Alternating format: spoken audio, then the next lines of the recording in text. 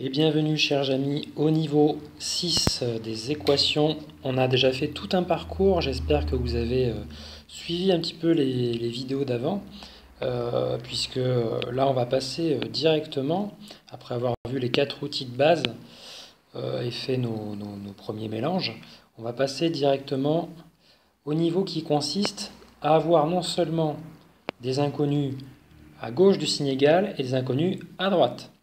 Donc, j'espère que vous avez bien suivi ce que nous avons vu auparavant.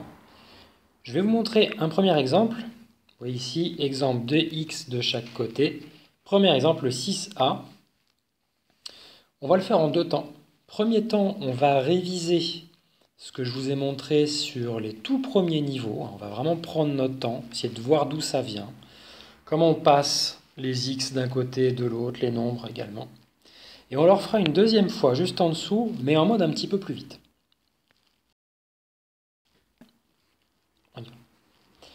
Comme je vous le disais, maintes et maintes fois, je vous conseille de quadriller.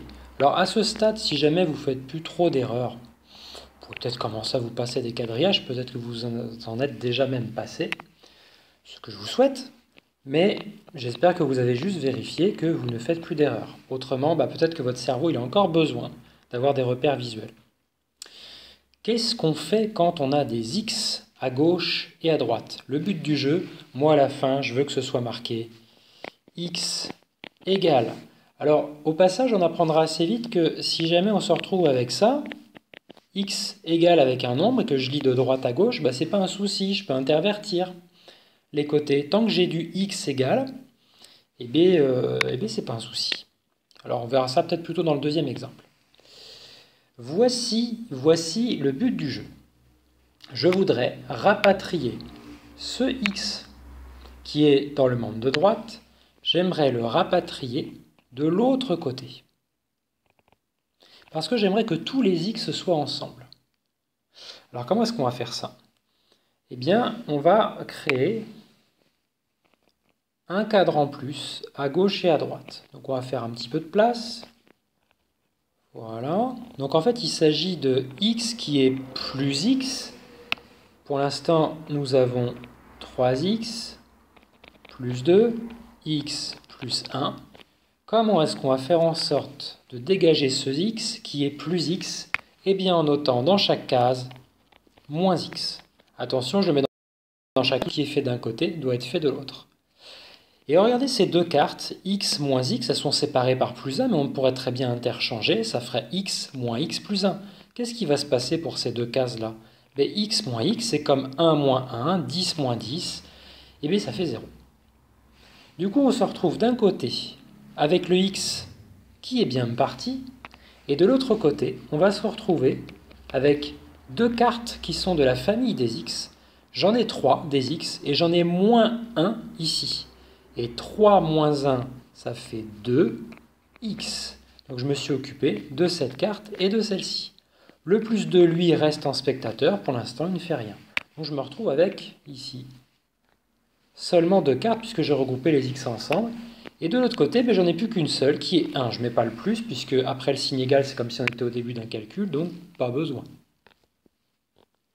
Donc ça c'est quand même assez simplifié. Cependant, n'oubliez pas, je veux x égale. Je ne veux pas 2x plus 2 égale. Donc il me faut dégager le 2 du 2 fois x et le 2 du plus 2. Donc du coup, souvenez-vous comment est-ce qu'on faisait avant, puisque là on est revenu à un stade que vous connaissez déjà. On laisse passer le camion de pompiers. Voilà, c'est bon. Et on va essayer de se débarrasser donc de la carte plus 2. Alors, mettez sur pause pour réfléchir un instant. Comment est-ce qu'on se débarrasse d'un nombre qui est ajouté à x? Ah, je voulais faire le quadrillage avant. Je viens de faire le quadrillage pour créer une case. Donc on a une nouvelle case ici qui se crée. Si j'en crée une à gauche, il faut que j'en crée une à droite. Voilà, comme ceci. Et du coup, qu'est-ce que je vais faire pour enlever le plus 2? Moins 2, oui, je vous ai entendu tous, vous l'avez même hurlé. Attention, mes oreilles s'il vous plaît. Et 1, moins 2. Parfait. Qu'est-ce qui va se passer? C'est comme pour le plus x moins x, regardez. Plus 2, moins 2. Qu'est-ce qui nous reste à gauche pour le moment? Il nous reste 2x.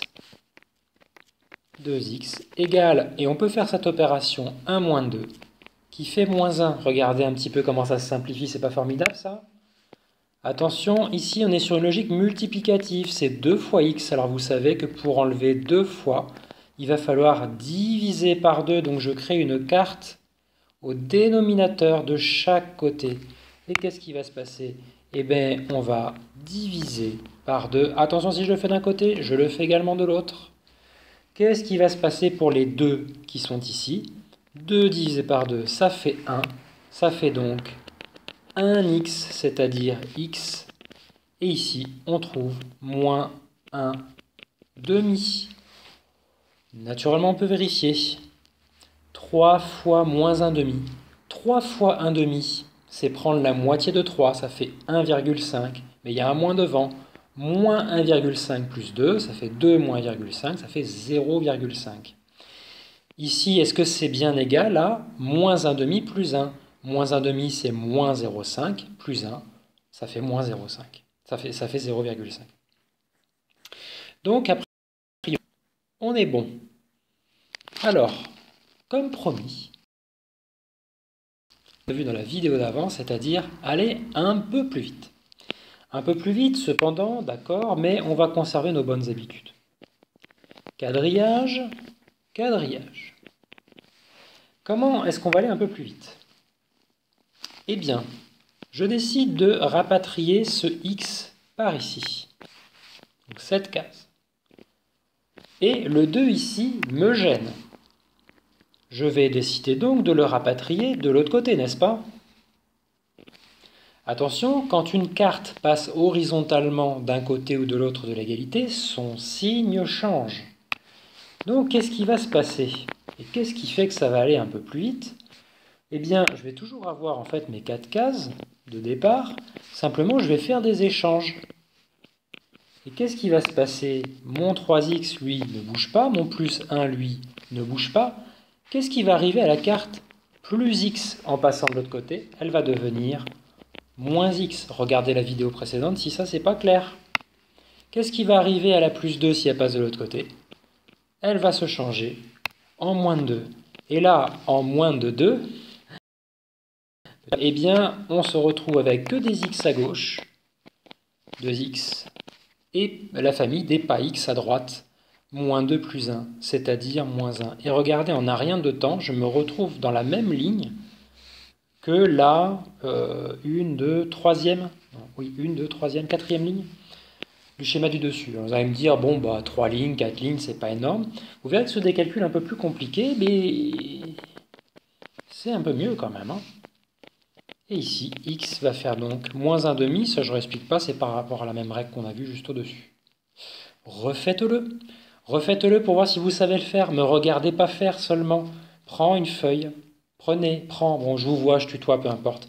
Prends une feuille et fais-le pour voir si ça marche bien. Si jamais ça ne marche pas, regardez encore une fois pour tout simplement voir où est-ce que ça coince.